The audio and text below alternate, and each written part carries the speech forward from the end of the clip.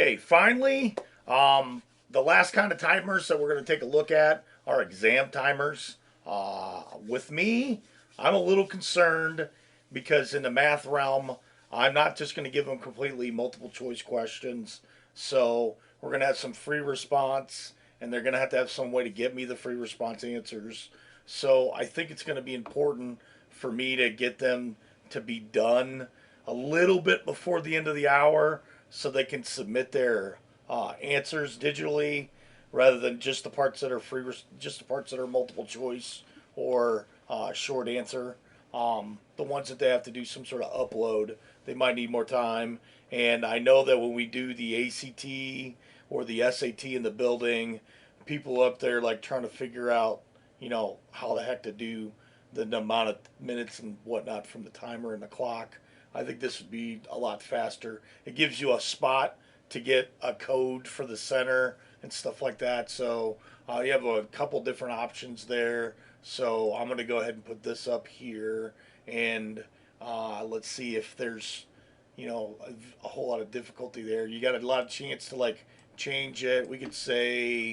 I could say I teach AP Calc, so practice AP Calculus.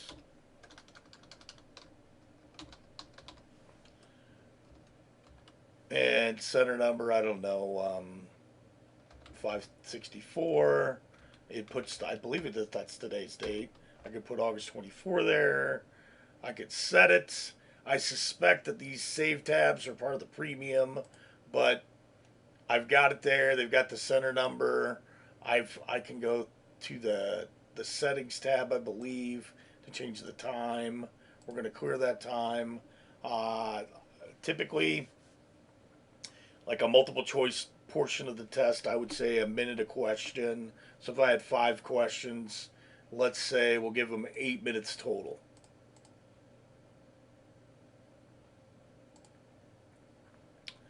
And then we could start it, and it's a countdown timer. I think a countdown timer makes more sense in the exam scenario.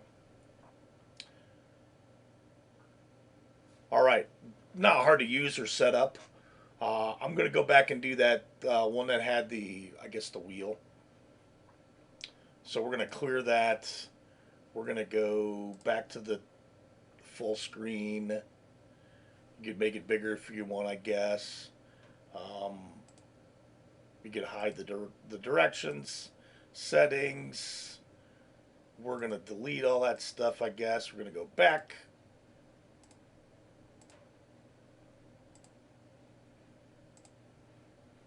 Let's try this one. It's got a clock on it. We'll clear it. We'll say that we want the exam length, say it's 45 minutes. 45 minutes.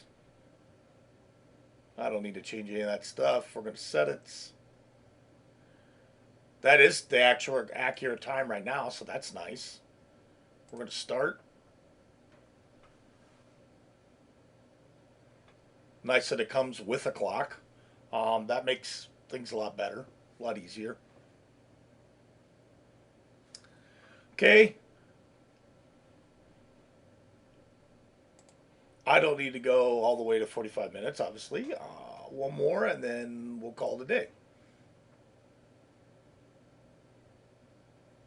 I think this is pretty similar to this one here. It's just a different format, and I believe it gave you the date as a calendar date rather than today.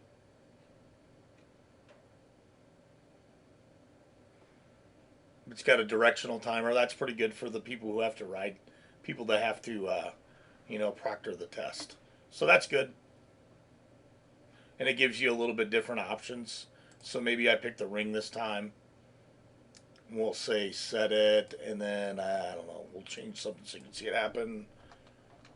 247 directions. Maybe I'm only supposed to like use 1 minute to give directions. And the exam time, We'll really make it hard on them. We'll say it's 30 seconds. We're going to set it.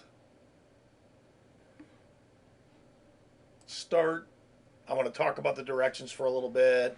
Please take your best effort. Use a number 2 pencil. Make sure that you'll only work on the section you're supposed to. When you finish your section, you can review your answers. Please do not go beyond the section that you're currently in.